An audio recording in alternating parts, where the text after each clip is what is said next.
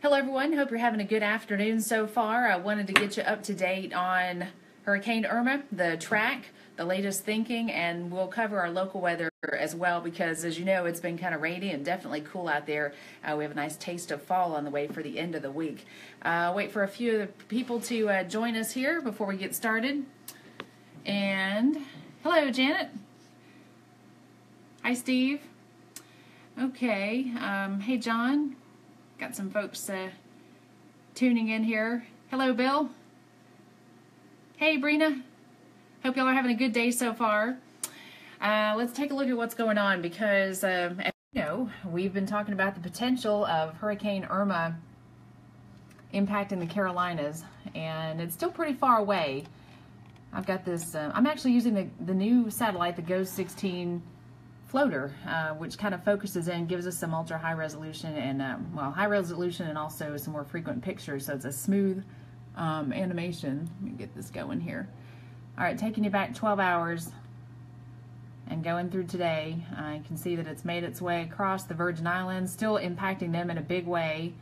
It looks like the center of that circulation is actually going to continue on a west-northwest motion. That would be good news for Puerto Rico, as they would miss the worst of this. And the west-northwest motion is probably going to continue into and through the day tomorrow. So let me show you the latest track. Hi, Steve. Hey, Adam. Let's see. All right, so we've got that. Let me. Sorry, y'all. I'm going to make this a bigger picture for you.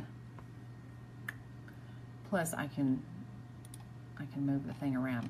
Top wind still 185 miles an hour, so it's still a strong Category 5. Okay, here is the very latest forecast track. We're going to have a new one coming out at 5. This one came out at 11 o'clock and kind of is fitting in more with the computer models this morning that we're finally starting to agree on more of an east coast of Florida event. Now, we're still several days ahead of this whole system making its way into Florida, so there's still a margin of error either to the left or to the right of the track, but most of the computer guidance now is really favoring this eastern track. And the Hurricane Center, they didn't want to totally change their track to the right, so they kind of edged it over a little, and that trend may continue when we get the new track out at 5. Hey, Terry. Now, beyond that point, there's a good chance that this system is going to get drawn in to either the South Carolina coast or the southeast Georgia coast. And the reason for that is an area of low pressure that's going to be out here over Mississippi and Alabama by Sunday. When this system is still pretty far to the south, it's going to start to pick it up and it's going to pull it north. And we also have high pressure out in the Atlantic that's helping to steer it north as well. But this upper low is really going to serve to pull it north and then draw it in. And that's the reason why I think there's a better chance it'll get drawn in rather than staying out and over the ocean. Not a done deal. And again, that's beyond the forecast so far. So I could go to the left or to the right of the track here officially. I don't want anybody to panic, but you need to be aware. If you have plans to go to the beach this weekend, it's going to start to turn breezy. Getting into Monday, that's when the worst could happen if it heads that way. Hey, Scott. Y'all have any questions? I know some people have worried about their beach vacations, you know, and just the general threat. I think for the Western Carolinas, if it was to follow that track, if it was to follow the track and kind of get drawn into the southeast Georgia coast or the lower South Carolina coast, it would probably continue to move north-northwest very close to the Western Carolinas, which means, of course, we would have some higher winds. It would begin to weaken once it was over land, but there's a good chance we'd get several inches of rain out of it. Very windy 24 hours, and the potential for some tornadoes as well. So it's not set in stone, but pretty certain that we're going to get some indirect impacts from this, if not more direct impacts as if it's drawn in from the Atlantic. Hey, Joe. Hey, Jessica. All right, let me really quickly cover our local radar. And, okay, worst case, cat level on South Carolina coast. That's a good question. Let me talk about this rain first, and I'll get back to the hurricane. The showers that we've had our heaviest in Union County, Lawrence County, and Greenwood County. Front is moving on through, has passed on through, and the trend is going to be for things to really quiet down tonight and cool off too. So it's going to feel like fall out there. All right, so back to the hurricane, and let me go back to the track as well, because this is important, obviously. As this loads. Following the track, again, this official track is kind of favoring what the computer models are showing. I'm just getting new information in from one of the more reliable models that is agreeing with one of the others, and they both tried with the GFS and the European model, which you hear people talk about a lot, are kind of drawing this into South Carolina or Southeast Georgia during the day on Monday, going into Monday night. Because we're so far out, little subtle steering influences in the atmosphere could change and cause this track to be to the right or to the left of the track. So if this is Monday morning, it's forecast to be a Category 3.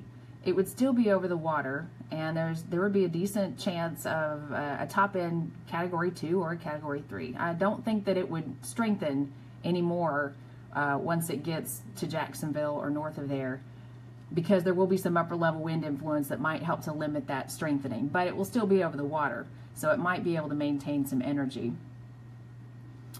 So again, it's not a done deal, but it's looking more and more once the computer models really start to agree, and if they continue to follow the same track tonight and into tomorrow morning, then I think you're probably going to see this cone getting narrower to where the certainty, the confidence in the forecast is going to be a little higher. And of course, South Carolina has declared a state of emergency, so the governor is already, you know, kind of opening the way for residents to get some help and preparations and things like that. This is a kind of a similar track to Matthew from this point northward. Of course, Matthew last year went through the Caribbean Sea and was drawn northward, but Irma has been in the Atlantic Ocean, and there's a decent possibility that that's going to get drawn northward and, you know, possibly staying in the Atlantic Ocean, but taking a similar track. You remember Matthew really grazed and tore up the east coast of Florida, and then finally made landfall just north of where I was doing a live shot in Hilton Head. It was right around the Charleston area, and that similar path is certainly in play here. So the bottom line is that there are still some uncertainties. It's still several days out.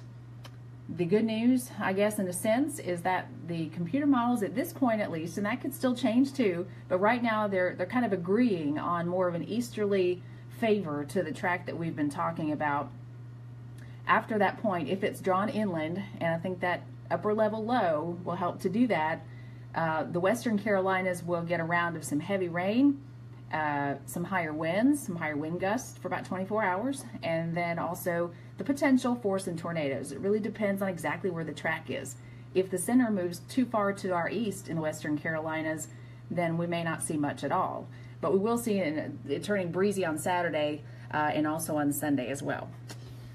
All right, one last look at the hurricane, then hopefully I can let y'all get back to what you were doing before. Hey, Brenda. Hey, Teresa. Here's where the hurricane was earlier today. Ooh, sorry. Here's where it was earlier today. St. Martin, Virgin Islands, getting some of the worst that this hurricane has to offer. It's moving west-northwest. Here's the island of Puerto Rico. The center should stay north of Puerto Rico, but they're still going to get into some hurricane force winds. It's going to be a close call for them, but they're already seeing the winds pretty gusty, and they're just going to get higher in the next few hours. And then after that point, Haiti and the Dominican Republic will be next. And then the southeastern Bahamas, Turks and Caicos, have a good chance to see some big impacts as well. All right, anybody have any questions? I've got to also get to our forecast and so that y'all know what to expect for the weekend. The weekend is still looking pretty good for us. I think a lot of sunshine and cool weather. What effects will we see in Rutherfordton? Brandon, I think there's a good chance we're going to get some heavy rain out of what Irma has to offer once it moves our way. If it stays too far to the east, we may not see much. So we still need a couple of days to fine-tune the exact impacts, but right now it's looking pretty certain that we're going to get some decent rainfall in the Western Carolinas, with, of course, a lot more from the Midlands over to the coast. Avis, I think that any coastal interest, any coastal residents, any vacationers that are along the coast of South Carolina, especially for any plans over the weekend into next week, I would ask the hotel about, provisions or ways to maybe get a hotel credit, in case you have to get out of there, because with the state of emergency in effect for South Carolina, they might start ordering some evacuations as our confidence in the forecast gets a little higher over the next couple of days, and they'll force people to go out and they won't let you come back in. Hey, Eric.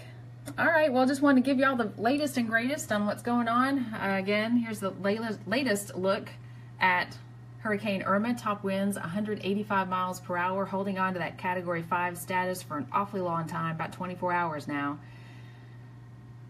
Should maintain that strength, but then gradually weaken, still holding on to major hurricane strength, though, as it gets to where it interacts with Florida. So I'll keep you up to date. I'll have the very latest forecast track coming up at 5 o'clock. That's when the National Hurricane Center will issue a new track, and we'll keep you up to date on what to expect. Hope y'all have a good day, and we'll talk to you later.